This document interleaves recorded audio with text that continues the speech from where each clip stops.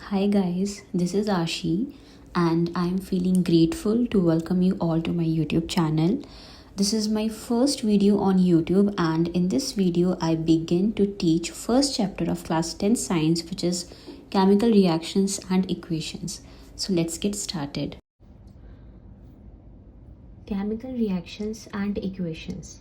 So first of all, आप लोगों को कैसे पता चलेगा कि कोई भी रिएक्शन एक केमिकल रिएक्शन है या नहीं? इसके लिए ये कुछ ऑब्जर्वेशंस हैं, ये 4 1 2 3 एंड 4 ऑब्जर्वेशंस हैं. अगर इनमें से कोई भी एक या दो ऑब्जर्वेशन आपको दिख रही है किसी रिएक्शन में, आप ऑब्जर्व कर पा रहे हो, तो इसका मतलब कि वो केमिकल रिएक्शन है. जैसे चेंज इन स्टेट.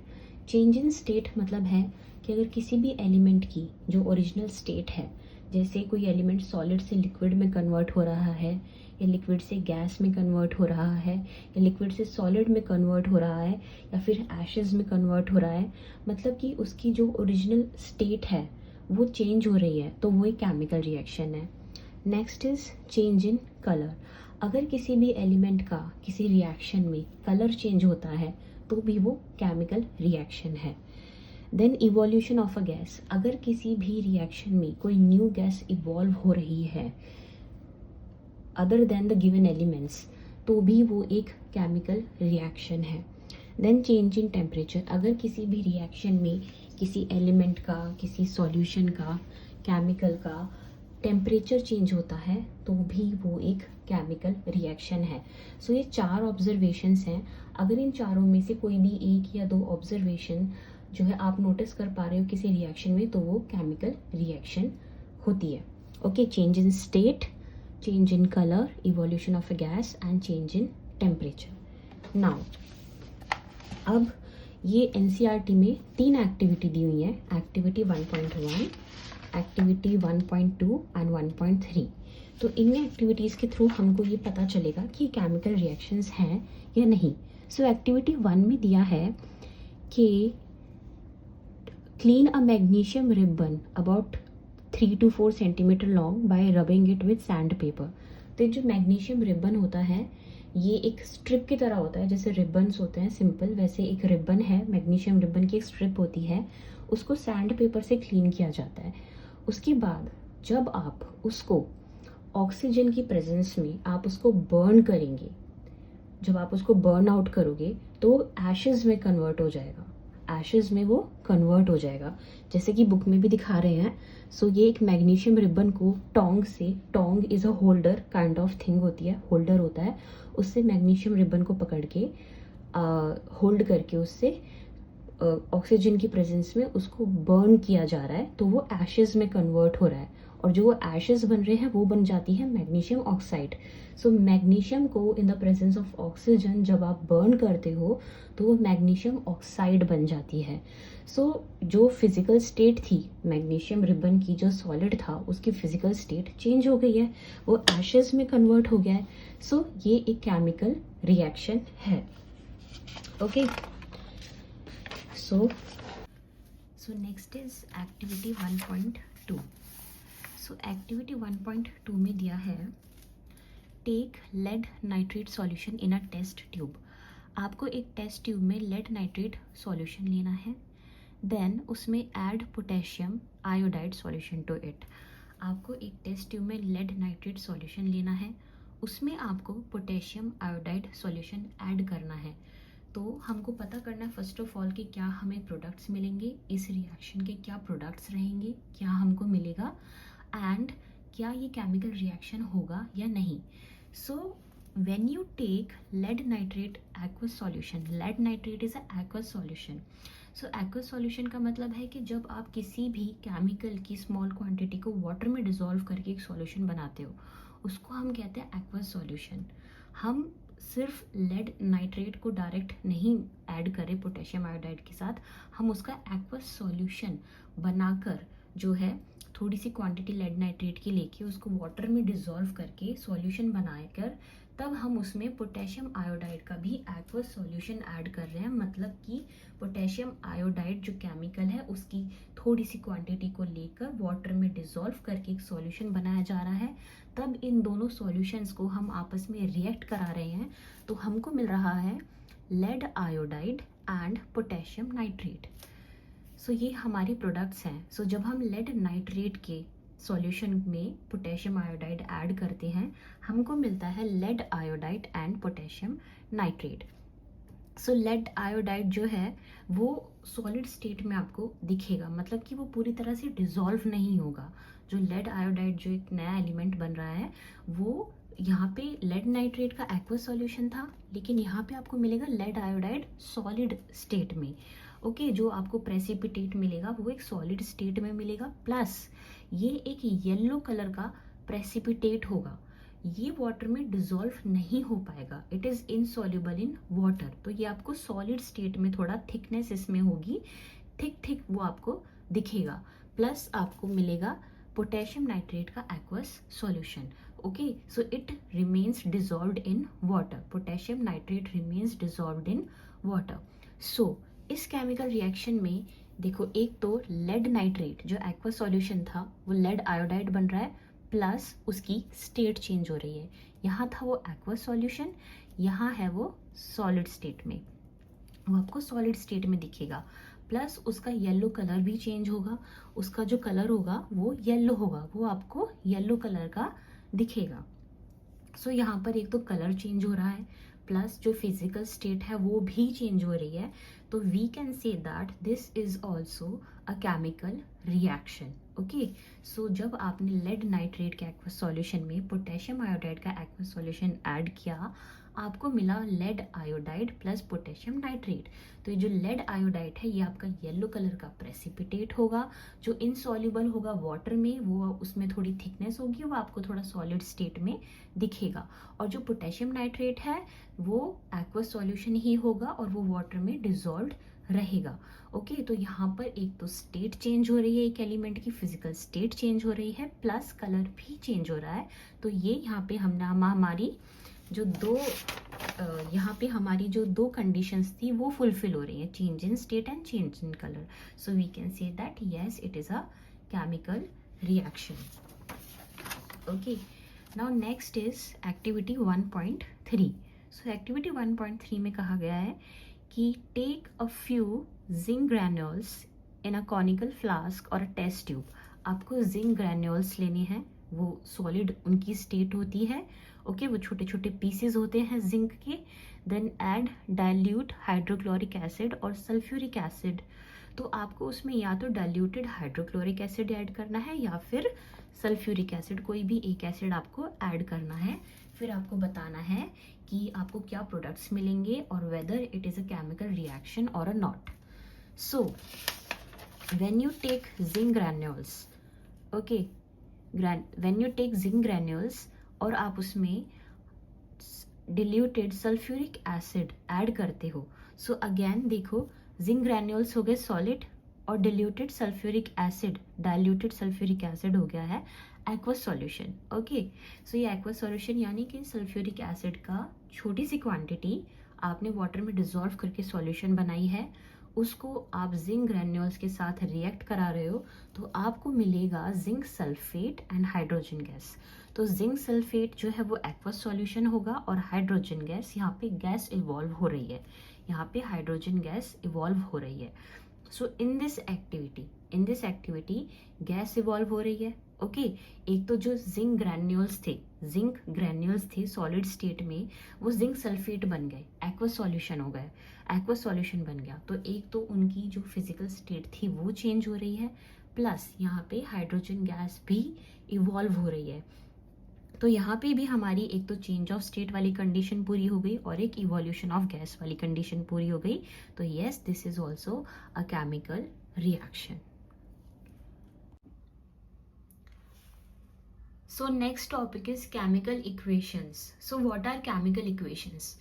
जब कोई केमिकल रिएक्शन होता है तो उस रिएक्शन को और उसके रिजल्ट को आप एक सेंटेंस के फॉर्म में लिखते हो, तो वो सेंटेंस थोड़ा लेंदी हो जाता है।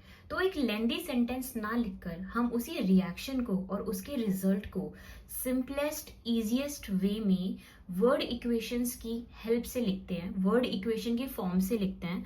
Word equation means 3 to 4 words हम यूज करते हैं, एक पूरा सेंटेंस ना लिखकर 3 to 4 वर्ड्स यूज करके एक केमिकल रिएक्शन को और उसके रिजल्ट को हम एक्सप्रेस करते हैं, हम लिखते हैं, तो उसको कहते हैं केमिकल इक्वेशन।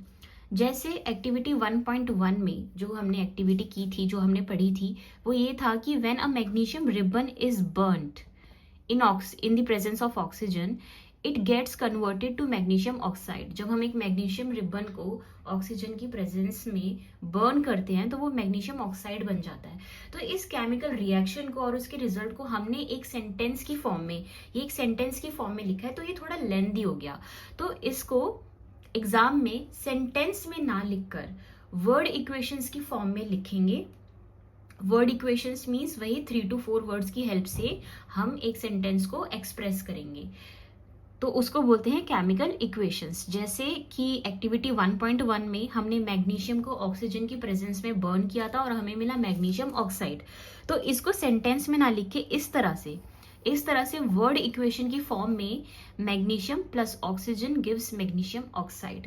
तो यहाँ पे सेंटेंस में ना लिखकर 3 वर्ड्स की हेल्प से हमने एक पूरे सेंटेंस को जो है रिप्लेस कर दिया, तो इसको ये हो गया केमिकल इक्वेशंस। सो ये इजी होते हैं, easy to understand, simplest way होते हैं, और ये आपका टाइम भी सेव करते हैं एग्जाम में, और आपको एग्जाम में यही केमिकल इक्वेशंस ही लिखनी है। किसी भी केमिकल रिएक्शन को आपको सेंटेंस या पैराग्राफ में डिस्क्राइब नहीं करना है, आपको सिंपली ये इक्वेशंस ही लिखनी है। इस चैप्टर में एग्जाम में सिर्फ ये इक्वेशंस ही लिखनी है।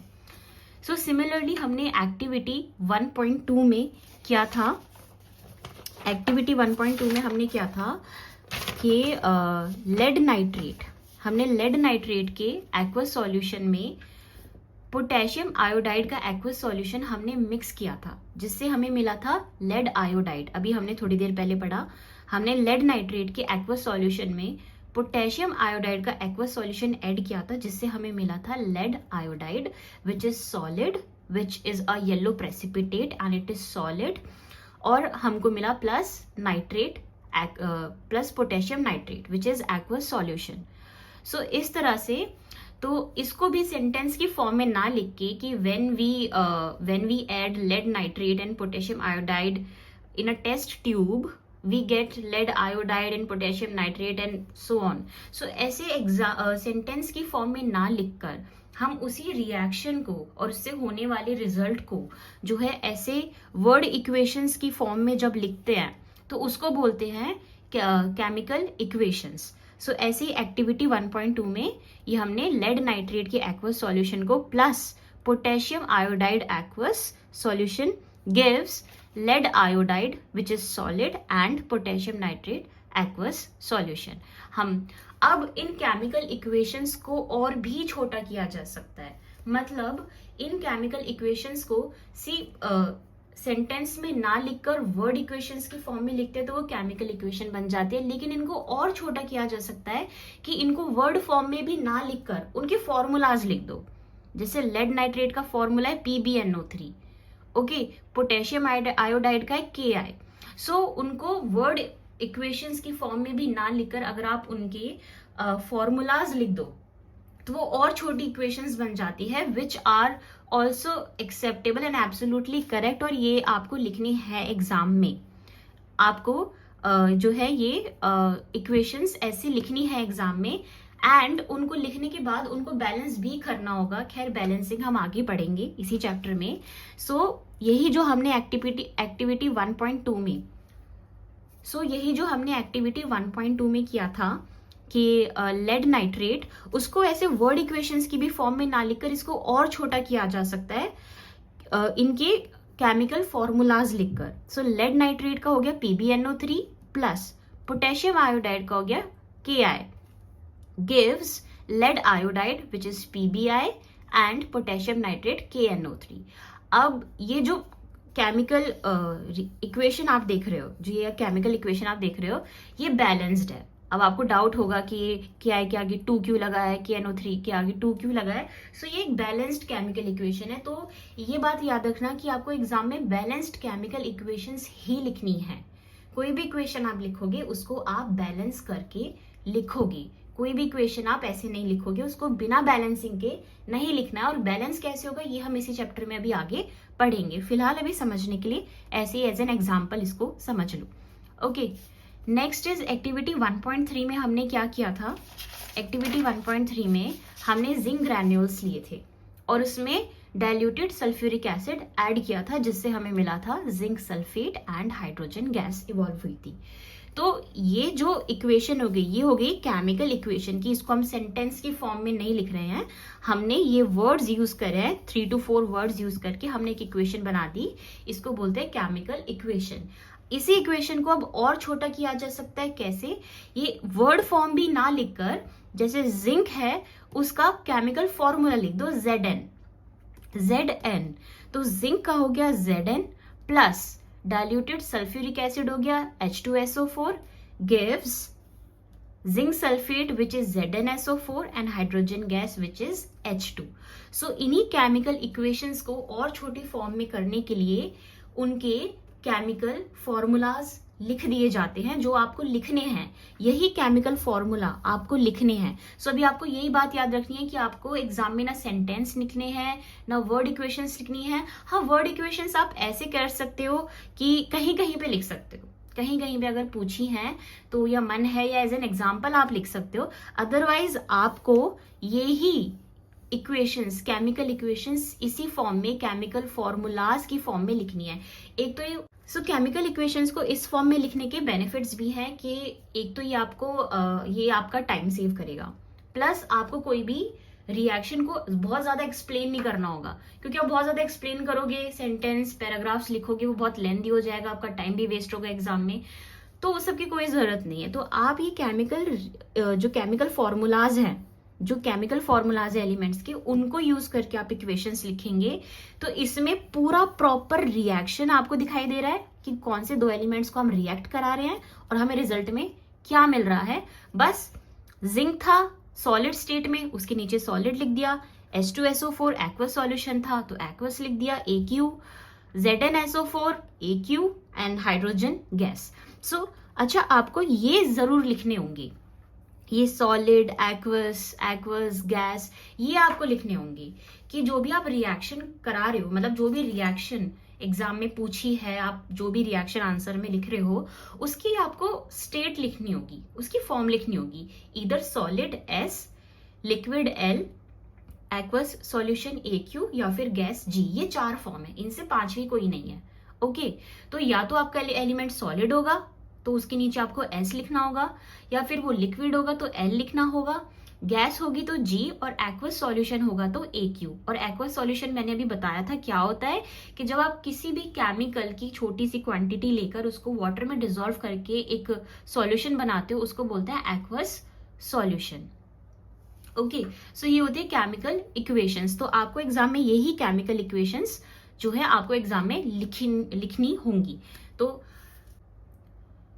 The next topic is balanced chemical equations. So ये जो टॉपिक है, ये टॉपिक मैं अपनी नेक्स्ट वीडियो में अपलोड करूंगी, क्योंकि ये मेरी फर्स्ट वीडियो है यूट्यूब पे। सो मैं इसको बहुत ज़्यादा लेंदी और बोरिंग नहीं करना चाहती। तो जो चैप्टर है मैं उसको डिफरेंट पार्ट्स, छोटे छोटे पार्ट्स में वीडियोस बनाकर यूट्यूब पर अपलोड करूंगी। तो कोई भी स्टूडेंट जो 10th के स्टूडेंट है या फिर कोई भी प्रीलिम्स के लिए या फिर किसी गवर्नमेंट एग्जाम के लिए प्रिपेयर कर रहे हैं, किसी एंट्रेंस एग्जाम के लिए प्रिपेयर कर रहे हैं, या फिर जस्ट फॉर नॉलेज पर्पस आप इस वीडियो को देख सकते हैं। इन केस किसी ने चैप्टर ऑलरेडी किसी और टीचर से पढ़ा हुआ है, प्रिपेयर किया हुआ है, किसी ट्यूटर से, स्कूल के टीचर से, so doesn't matter. I mean आप इसको वीडियो को रिवीजन पर्पस के लिए आप इसको यूज कर सकते हैं। सो ये नोट्स हैं, ये मैंने खुद ने नोट्स बनाए हैं और ये नोट्स कहीं बाहर से नहीं है, ये नोट्स सिर्फ और सिर्फ इस NCERT में से ही है।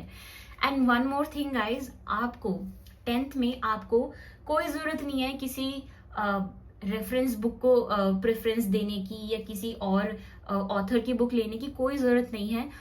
जो पूरा पेपर है सीबीएसई का, वो पूरा पेपर इस एनसीईआरटी में से ही आना है। 1000% इस एनसीईआरटी से बाहर एक क्वेश्चन नहीं आएगा।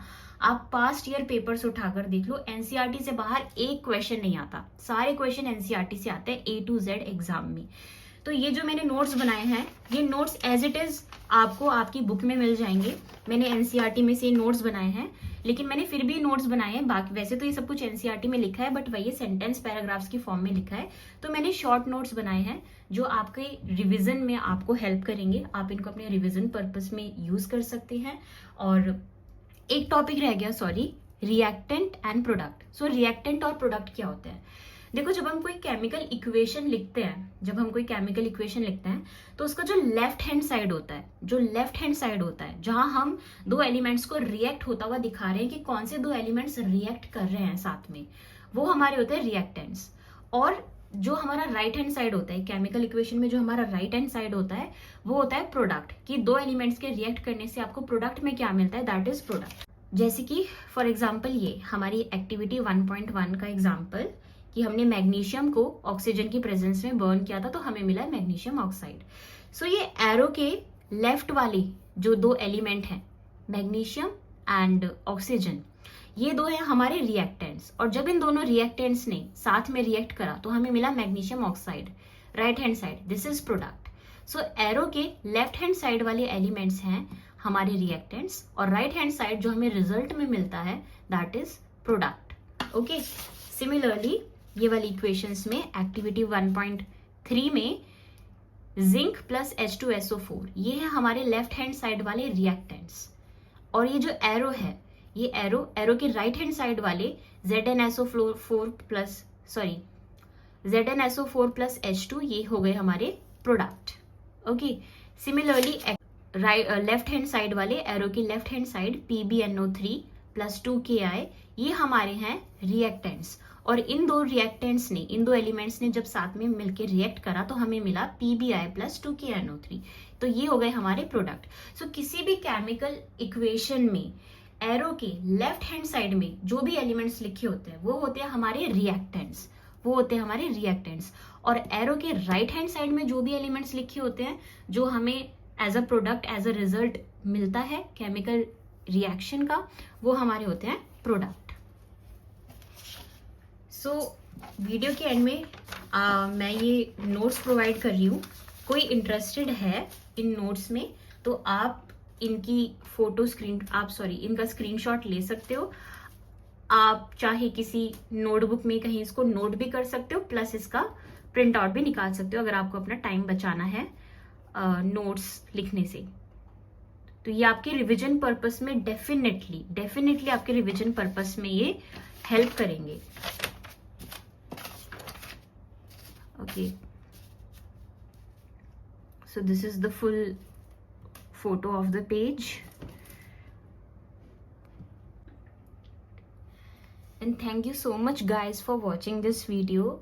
And अगर आपको वीडियो अच्छी लगी है, मेरी वीडियो ने किसी भी तरह से आपको या आपके जानने वाले किसी को भी पढ़ाई में हेल्प करी, then please like, share and subscribe, and please do comment. मुझे कमेंट में बताओ कि नेक्स्ट वीडियो में मैं और क्या इंप्रूवमेंट कर सकती हूँ, या आपको किस टॉपिक पर वीडियो चाहिए फ्रॉम क्लास 10th।